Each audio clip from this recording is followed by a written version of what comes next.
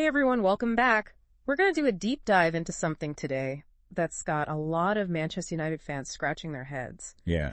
Why didn't they sign a striker in Yeah. the last transfer window? Especially When they're sitting 13th on the table and haven't scored a goal in their last 9 league games and have a negative goal difference, right. you'd think they'd be desperate for some attacking power. It seems counterintuitive on the surface.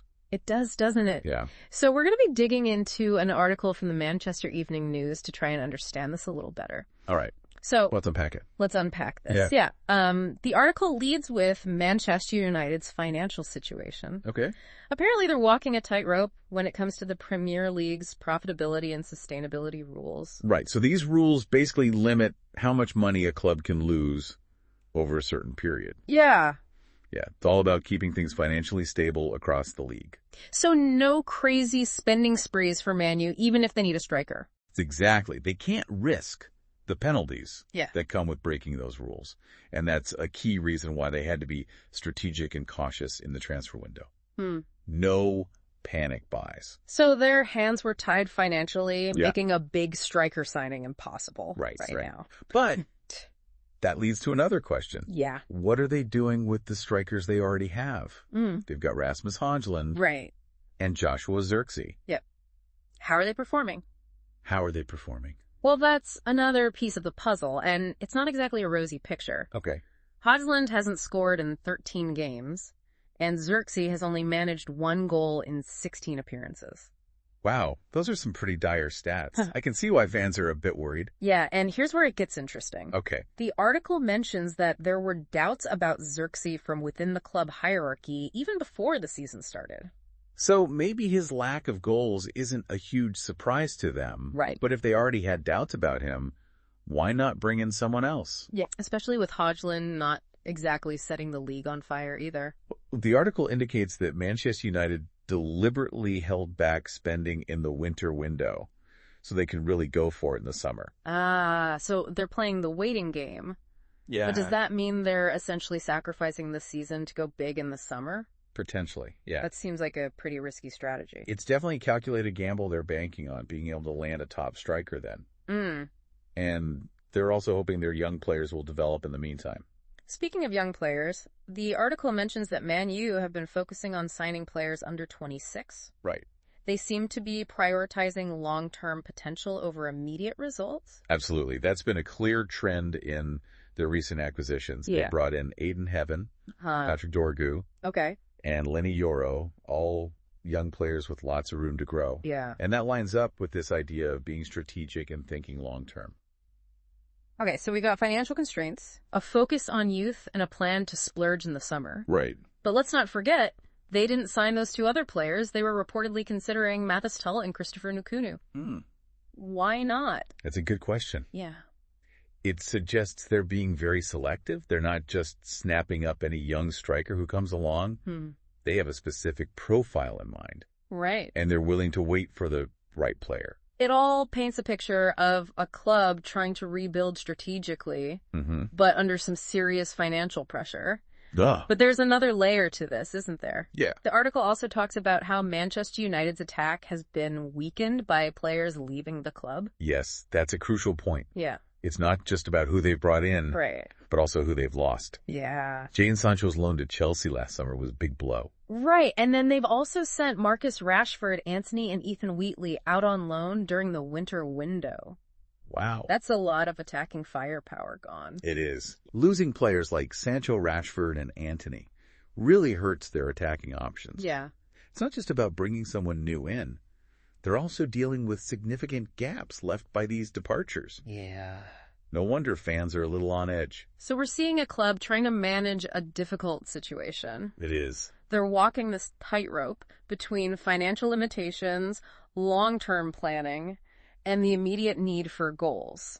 And it makes their decision to hold off on signing a striker all the more complex. Yeah.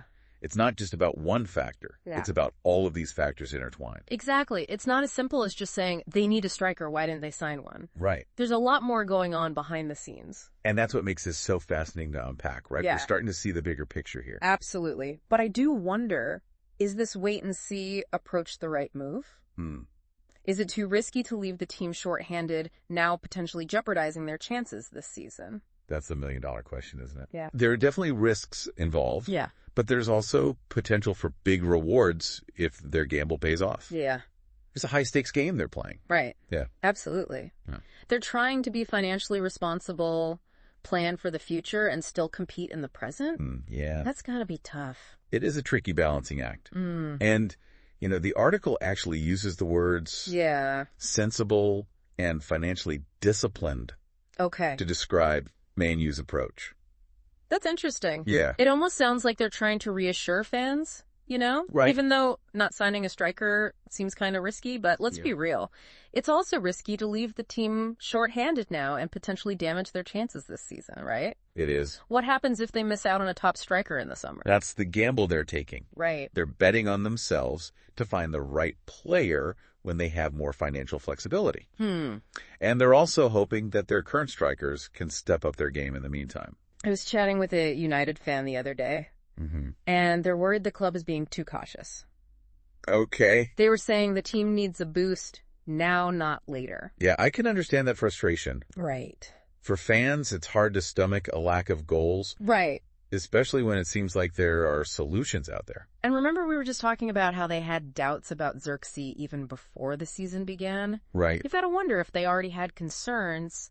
Why not address the striker problem sooner? Right. It seems like maybe they were hoping Hojlund would hit the ground running. Yeah. But so far that hasn't happened. Right. Now they're in a position where they need a striker, but they've committed to waiting until summer. So are they essentially stuck with Hojlund and Zirkzee for the rest of the season? Well, it looks that way. Yeah. Unless they're willing to make some drastic moves before the summer transfer window opens. But it's not just about those two. Right. The departures of other attacking players really compound the issue. True, losing key players like Rashford and Antony really limits their options in attack. And it puts even more pressure on whoever they sign in the summer to deliver right away. Absolutely. This all adds up to a pretty tense situation for Manchester United. The summer transfer window is shaping up to be a defining moment for the club. And there's another layer here, too. Right. The article mentioned that Hojlund shares an agent with former manager Erik ten Hag. Right. That makes you wonder how much that connection played into his signing. Right. And what does ten Hag's departure mean for Hojlund's future at the club? That's a really interesting point. Yeah. It does raise some questions about the long-term vision for the team. Was Hojlund brought in with a specific tactical approach in mind that may no longer be relevant? It's a bit of a puzzle figuring out how all of these pieces fit together. It is. But it definitely makes you think about how much goes into building a successful team. Yeah. It's not just about individual talent, it's about planning strategy and even a little bit of luck. And timing. The timing of transfers, player development, and managerial changes can all have a huge impact on a club's trajectory. Okay, so we've explored the financial constraints, the focus on young players, the underperforming strikers, and the impact of departures. Yeah. Now it's time to zoom out and ask, what does this all mean for Man U in the big picture? Right. Are they setting themselves up for success? Or are they making a big mistake by holding back? They're taking a calculated risk.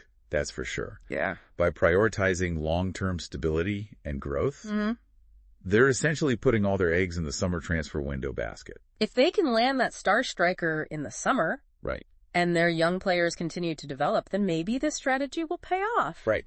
But what if it doesn't? Yeah. What if those plans fall through?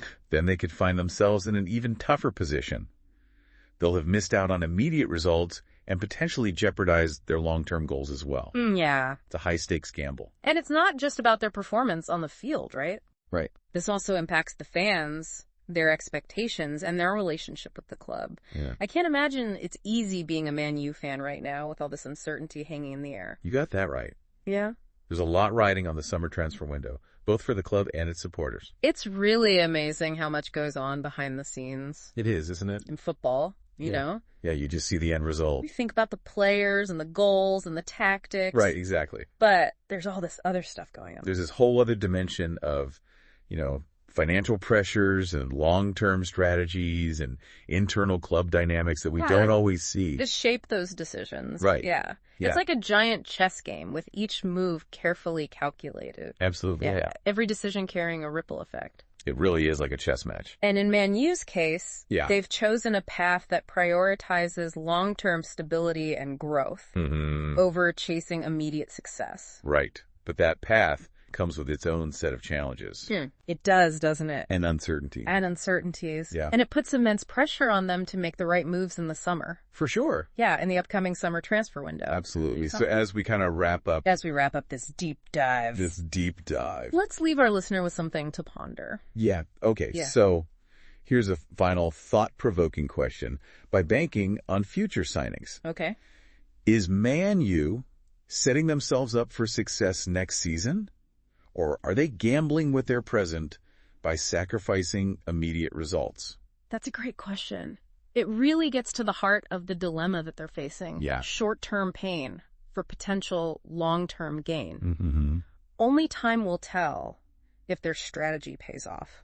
That's the beauty of football. You just never know. It's unpredictable. It's passionate. It keeps us all guessing. It keeps us on the edge of our seats. Yeah, for sure. Well, thanks for joining us. Thanks for having me. On this deep dive into the complex world of football transfers, we'll be back soon with another intriguing topic to explore. Until then, keep questioning, keep learning, and keep the conversation going.